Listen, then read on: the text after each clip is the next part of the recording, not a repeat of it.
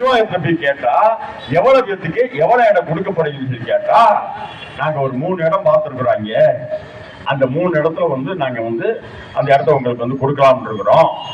அந்த 3 இடத்துல எந்த இடம் சொல்லி நாங்க செலக்ட் பண்ணிட்டு அதை கொடுக்கலாம் இருக்கோம் அப்படின்னு சொல்லும் பொழுது அது எங்கேயா இருக்கு அந்த 3 இடம் அப்படின்னு சொல்லி நாங்க கேட்கிறோம். கேட்கும் பொழுது அவங்க சொல்றாங்க, ஒரு பக்கத்துல ஒரு எவ்வளவு இருக்குன்னா 1.25 ஏக்கர் இருக்கான், இன்னொரு இடத்துல ஒரு 1 ஏக்கர் இருக்கான், இன்னொரு இடத்துல ஒரு 80 சென்ட் இருக்கான். அதெல்லாம் தனித்தனியா இருக்கு, எங்கெங்கயோ இருக்கு. 80 சென்ட் இருக்கான். அதுல ஏதாச்சும் ஒரு இடத்துல 3 இடமும் இல்ல, 3 இடமும் சேர்த்தா கூட 3 ஏக்கருக்கு இல்ல. ஆனா இவங்களுக்கு தேவைப்படுது, 300 பேருக்கு தேவைப்படுது, அவ்வளவு நிலங்கள் தேவைப்படுது. குறைஞ்சபட்சம் 10 ஏக்கர் நிலம் தேவைப்படுது. 300 பேருக்கும் கொடுக்கணும், வீடு கொடுக்கணும், பாதை கொடுக்கணும், பொது பயன்பாட்டு பொது இடம் கொடுக்கணும், கோயில் கொடுக்கணும், சுடுகாடு கொடுக்கணும், பள்ளிக்கூடம் கொடுக்கணும், நூல் நிலையம் கொடுக்கணும், இவ்வளவு வசதியும் கொடுக்கணும்.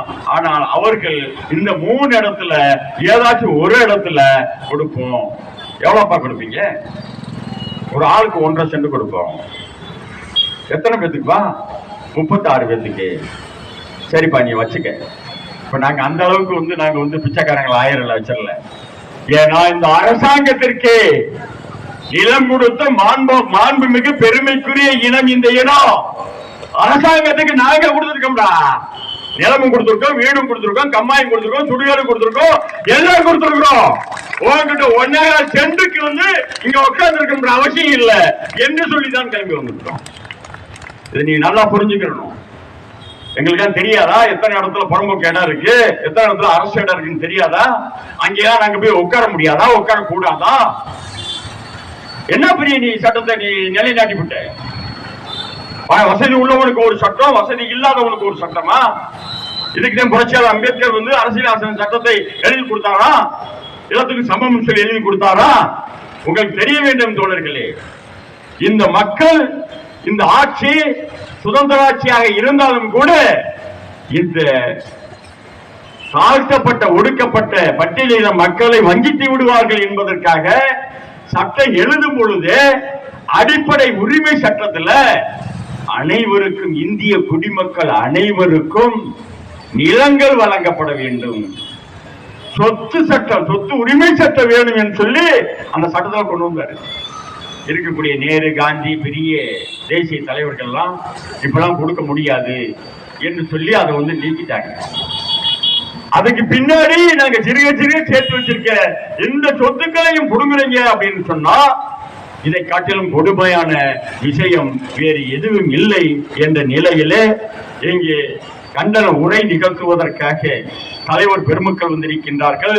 இதனை அடுத்து எமது விடுதலை சிறுத்தைகள் கட்சியினுடைய கண்டன ஆர்ப்பாட்டம், ஜாதி வெளியேற்றங்களை கண்டித்து ஜாதிய ரீதியிலே தலித் மக்களை படுகொலை செய்யக்கூடிய அந்த நிகழ்வுகளை கண்டித்து இந்த தீண்டாமை ஒழிப்பு சட்டத்தை சரியான முறையிலே கையாண்டு அதை நடைமுறைப்படுத்த வேண்டும் என்ற கோரிக்கையை முன்வைத்து ஆர்ப்பாட்டம் நடைபெற இருக்கின்றது 12 மணிக்கு.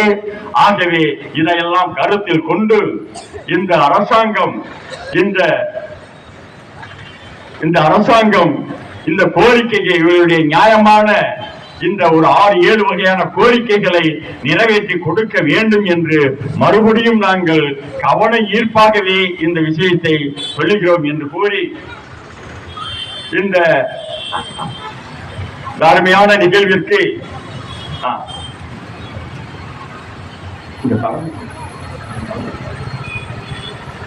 இந்த நிகழ்விற்கு தலைமை பொறுப்பினை ஏற்று நடத்தி கொண்டிருக்கின்ற அந்த கிராமத்தினுடைய சின்னடப்பு கிராமத்தினுடைய தேவேந்திரகுல வேளாளர் கிராம சபையினுடைய பொறுப்பாளரும் நம்மளுடைய 100வது வார்டு மாமன்ற உறுப்பினருமான அன்பு சகோதரி முத்துலட்சுமி ஐயனார் அவர்களை தலைமையேற்று தலைமை உரை நடத்தி கொடுக்க அன்புடன் அழைக்கின்றேன்.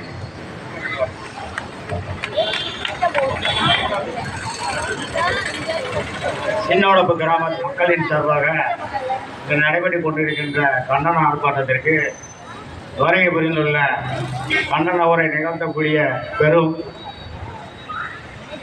தலைவர்களையும் சின்னோடப்பு கிராம மக்களையும் வருக வருக என வரவேற்று என்னுடைய கண்டனத்தையும் பதிவு செய்து மற்றவர்களுக்கு வழிவிடும் வகையில் உரையை முடித்துக் கொள்கிறேன். நன்றி, வணக்கம். தொடர்ந்து நம்முடைய உயர்நீதிமன்ற வழக்கறிஞர் பல வழக்குகளில் திறம்பட வாதாடி ஜாதிய வெறியர்களுக்கு தண்டனை வாங்கி கொடுத்த நம்முடைய மூத்த உயர்நீதிமன்ற வழக்கறிஞர் அண்ணன் சின்னராஜா அவர்களை கண்டன உரை நிகழ்த்த அழைக்கின்றேன்.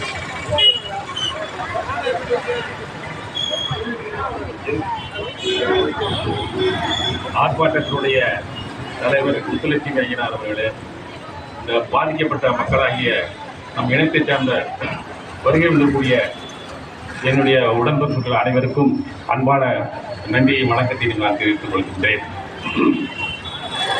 நம்முடைய நிலங்களையும் வீடுகள் அனைத்தையும் அரசாங்கம் எடுப்பதற்கு ஆட்சேபனை இல்லை. சட்டம் அதுதான்.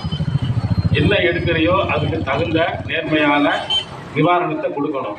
அதை கொடுக்குறியா இல்லையான்றது எல்லாத்துக்கும் தெரிஞ்சது தான். நான் தேனி மாவட்டத்தை சேர்ந்தவன், சின்னப்பூர்காரன். இப்போ எங்கள் விளைநிலத்தெல்லாம் எடுத்தாங்க. பாதை 4 வழிச்சாரை 5 வழிச்சாருன்னு எடுத்தாங்க. அது ரூபா விட்டு பத்தாது அப்படின்னு சொல்லி கலெக்டர்கிட்ட மனு கொடுக்குறோம். அதை அப்பீல் பண்ணுறோம். அந்த வெண்ணை என்ன செய்யறாங்க, கலெக்டர் வெண்ணை உட்காந்துருவான். காலைல 10:30 மணிக்கு வந்து உட்காந்துட்டு 4 மணிக்கு கூப்பிடுவான். இன்னைக்கு நேரம் இல்லை எங்களுக்கு வாய்தா போடுவான். இப்படிமா போட்டு கடைசியில் என்ன சொல்கிறேன் அப்படின்னா, நீங்கள் நிறையா பணம் கேட்குறீங்க, நான் ஆர்டர் போட்டேன்னா